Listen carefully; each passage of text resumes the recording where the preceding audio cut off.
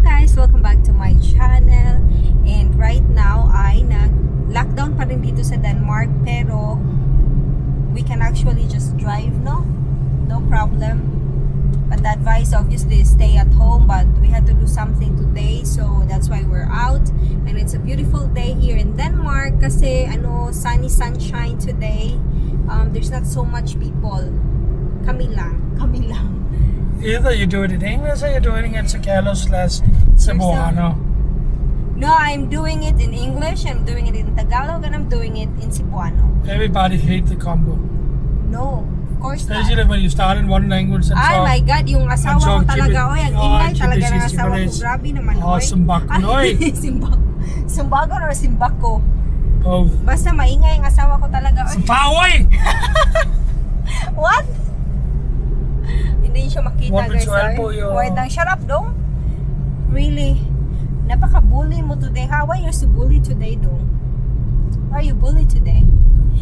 Wait lang, i-video ko yung asawa ko. Ang haggard ng pagmumukha ko pero okay lang. Kami lang naman dalawa, wala naman tayong kikitain iba, at kayo lang naman makakakita sa akin. Pakita ko sa inyo yung view, guys. Pakita ko din sa inyo yung asawa kong sobrang annoying today. Hi Dong, how is it to be back in Denmark and driving again? It's wonderful. You feel like...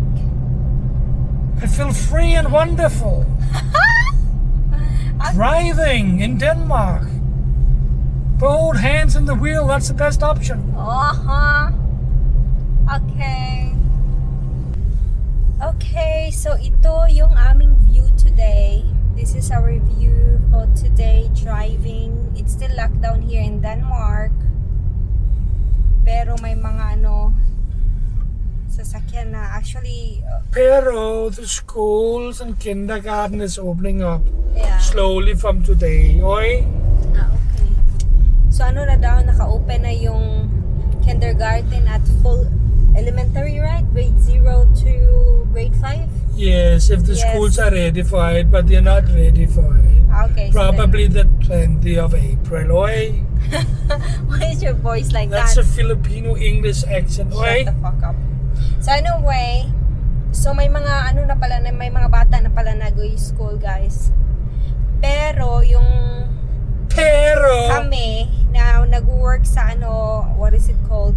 Like sa mall, mga pa after May 10 pa. So yun, ang ganda. Super ganda yung aming view today at mainit siya. Actually, may sun siya pero maginaw pa din. And you see the flags are here, right? It's flag open, right? A flag. And so? Because our queen got birthday. She turned 80 years old. You see everybody have flag. Right? And the flag is called Dannebro. That's the name. Dannebro. Yes. What the fuck? That's how it is, oi. So how old is your queen? 80. 80 years old.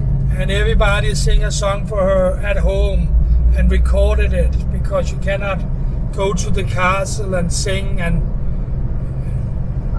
so there are people who are staying at home all day in TV. There will only be about her. Okay, so the normal... Our precious, but beautiful queen turned 80 years old. But the normal tradition, dong, if it's, for example, if there's no corona, everybody's gonna go to the palace? People will go to palace. Yeah, palace. No, the castle. Yeah, castle is the same. We don't got no. Palace and castle, it's the same. It's not the same. Whatever. For me, it's the same. So people are gonna go there, normal people. Yes, and she will go out and she will greet people, and there'll be music, and you will bring your kid there and sing a song for her. Oh, okay. Happy birthday. The Danish version is different, of course. Wait lang. Could you sing happy birthday then in Danish? I could. And do it. No. Do it, pa. No, I will not. Just do it good. No, I will not. So fucking annoying. Ang OA mo talaga, no? You're so KJ. I am KJ. So today is a special day, because it's Queen's birthday, 80 years old. Everybody dito, guys, sa Denmark, pag may nag-birthday,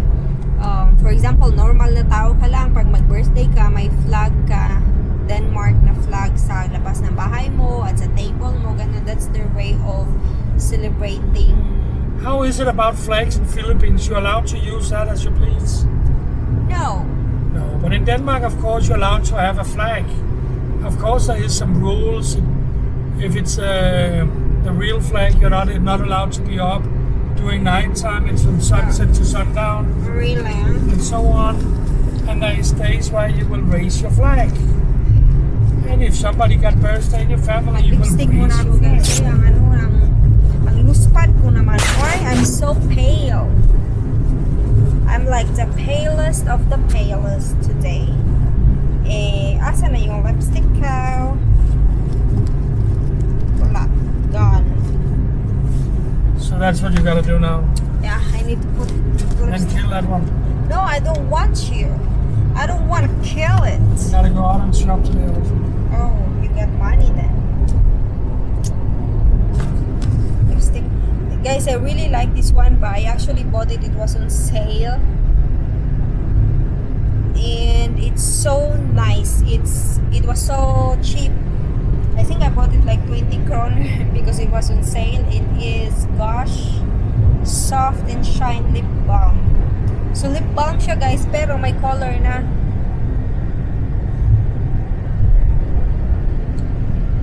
Kasi yung lips ko sobrang dry at saka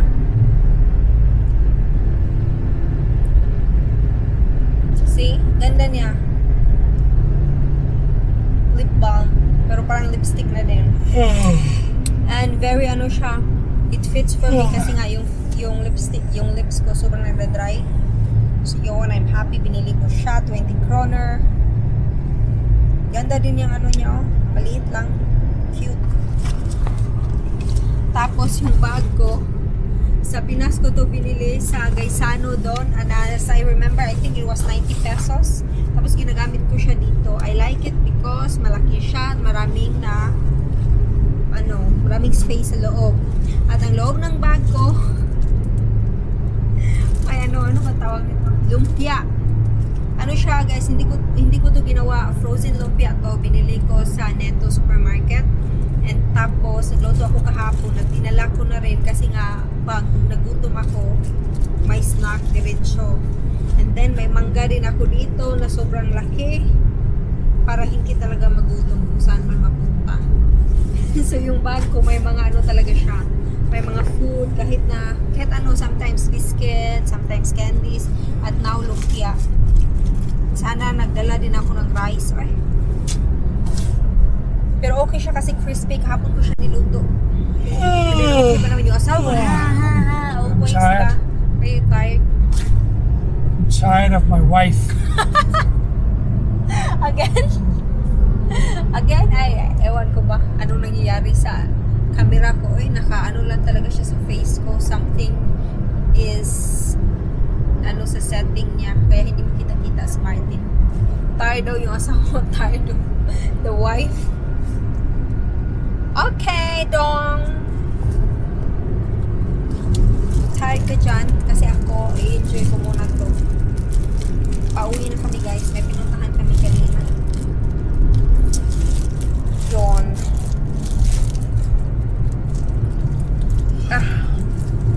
Alam niyo yung nakalimutan ko, parang Girl Scout ako, no? May food, may ganyan. Ang nakalimutan ko is wala akong tubig. Sarap ito, masarap eh. Hindi na siya ganun ka-crispy pero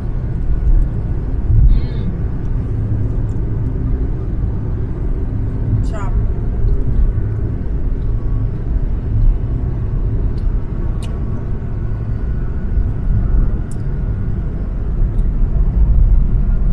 Ano na bang araw nito? What's the day today? Oh fuck, it stinks this one. April 16.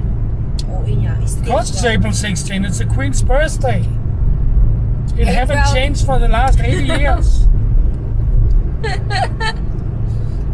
Kakainis ka na talaga, Martin. What?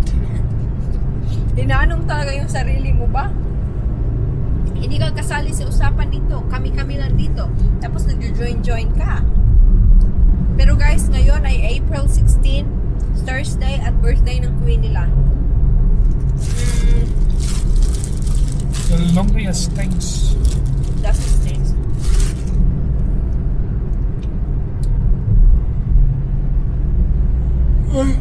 really tired. You go home and I think you should sleep. Yeah. We need to buy some small things. Like what? Drinks.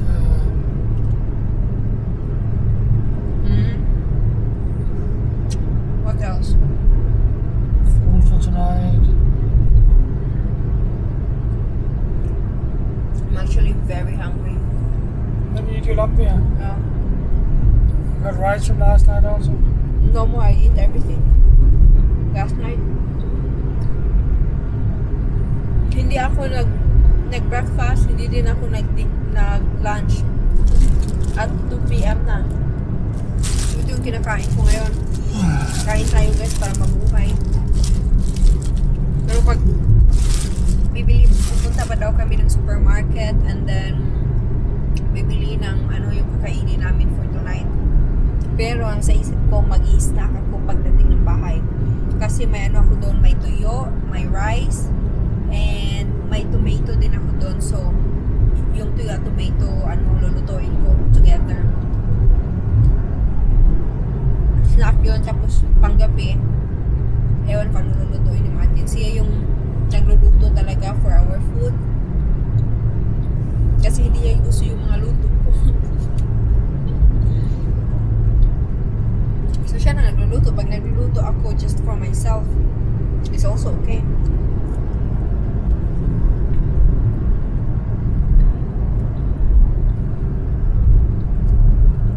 Kita kasi yung video.